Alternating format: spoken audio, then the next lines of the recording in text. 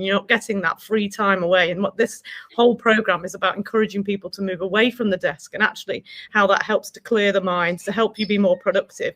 And there's streams and streams of benefits to actually, you know, getting away from your desk for your hour at lunchtime, or longer, or however long it takes, and what difference that makes to the way that you cognitively function throughout your entire afternoon. We've all got to the end of the day having not had a break, and you feel absolutely done in, you know, and that's not healthy for anybody to be feeling like that. And it's important to make sure you take those breaks in a day. So what those events offer is that opportunity to do it, but at the same time learn something about Manchester and meet some really great people along the way. It's a win-win situation. Yeah, it totally is. It totally is. And I think that the greatest thing that I've seen personally from the Pro Manchester community is the want to all help each other and to give back. And, you know, that's the most powerful thing, where people are actually, to your point earlier, you said people give their time for free. You know, people come and speak, people come and basically run seminars, people come and basically, you know, because we don't know everything. As a business owner, I don't know everything. You know, and I don't get everything right all the time. And this is why, you know, stuff that like Pro Manchester is so important, because it gives you an opportunity to go and listen, you know, learn and look at things in a different way. And I'm lucky in the fact that I can then choose to implement it. Where it must be harder is for other people who aren't able to implement it, and, you know, are sort of trying to bang the drum and, you know, say we need to make changes, but are not being allowed to make those changes. That must be very tough. And I think you two are in a lucky situation as well, where you two can, you know, look at, you know, what needs to be changed, what's going in, you know, where the change is coming from, and what you need to be doing differently. And I think what you talked about before, about how much you've changed with the times, and how much you are bringing in all the stuff that is important to other people, is super powerful. What would you say has been your biggest shift over the last couple of years then? Would you just, each of you, what would you say, you know, in terms of your mindset, in terms of listening to feedback, in terms of, you know, what you've done at Pro Manchester in the last couple of years? Do you want to take that first, Nick, or shall I go? You go. I was going to say probably in the last few years, our inclusivity, because if you think we came from a place where we were focused on, or the sectors we were focusing on were financial and professional services, then the sectors changed when we started welcoming everybody into the membership. And that naturally caused a shift in our EDI as well.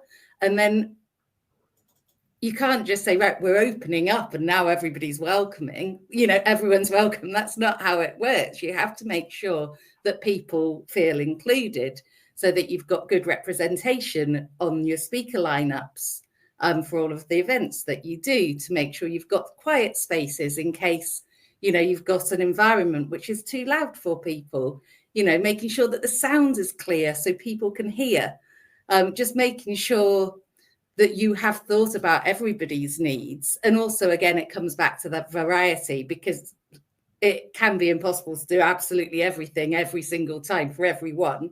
But if you're doing 150 events over the course of the year, you'd like to think, well, we definitely would like to think that there's something, you know, people are largely, well, I'd like to feel that everybody feels included in everything that we do.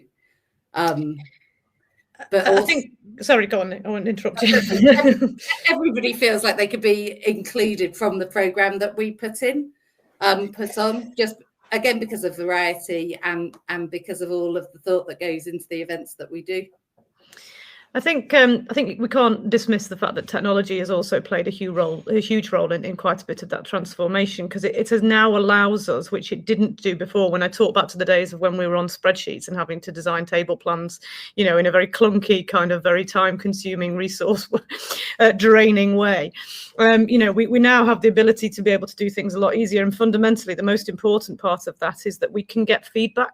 because we're very, very aware that we're doing the very, very best that we can, but we are far from perfect. And we know that we are on a continuous improvement.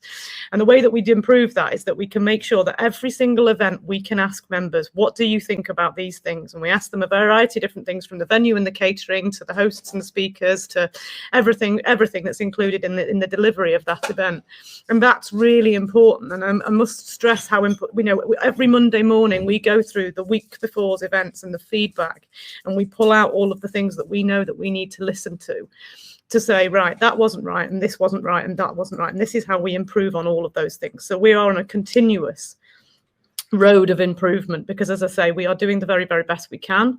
We're learning, we're training as we go along, but we know that we listen to what the members want and what's important to them, and then we make the fundamental changes that go along. So you've talked about employee voice, which is really important, and that's a fundamental one of the key characteristics of the Good Employment Charter, is actually listening to your employees. But we're here to service a membership. So we must listen to what they want and what their queries are. And if someone's come to an event and they've not had a good experience for whatever reason, we want to know about it so that we can then change it and make it better.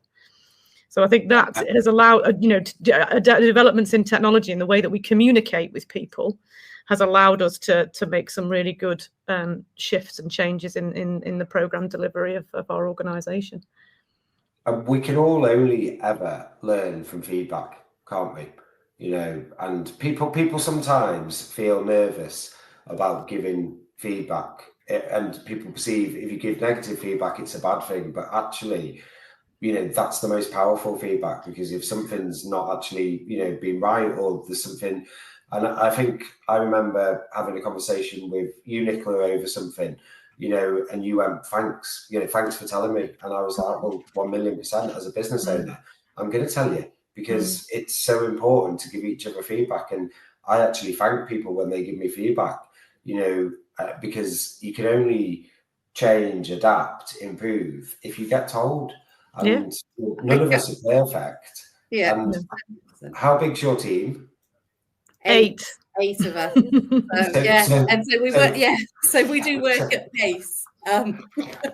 But I completely agree with you. I love feedback, and I seek feedback all of the time. It's the only way that we can improve. And I think me and Sam, that's the thing that we are quite similar in, is that we enjoy change. We enjoy adapting, not for the sake of it, but because we see that we want to continuously improve what we're doing.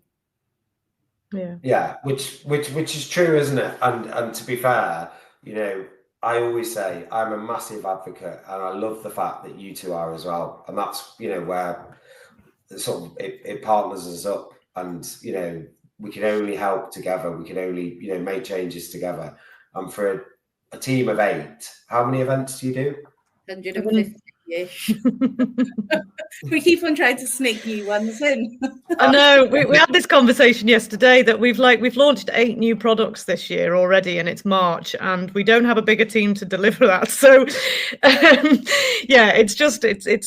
bonkers, really. But it's important stuff. So I talked before about the racial equity group, REG as we call it.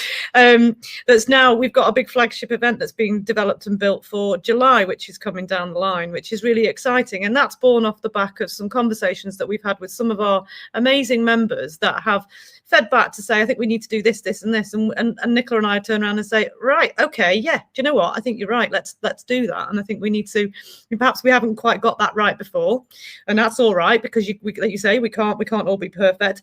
We can't all be perfect, but the jewel in the crown comes from, okay, well, accepting that you're not perfect, but then doing something about it. What do you do next with that information and making something happen? Yeah. So Reg Connect has come down the line because of that. And I think that probably the other sort of thing is that probably leads us quite nicely into our joint venture. Our lovely little collaboration comes from a conversation that we had with you, and a marrying of being the right time for us to say, actually, I agree. I think there's a need for this. Let's go ahead and let's do it.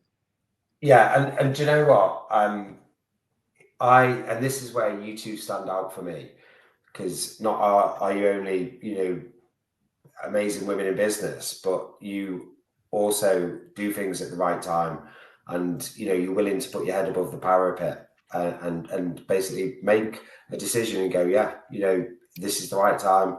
You know, you're doing all these positive changes. And when I came and pitched the idea to you, you both looked at me and went, yeah, you know, let's do it. And I was like, No-brainer. really?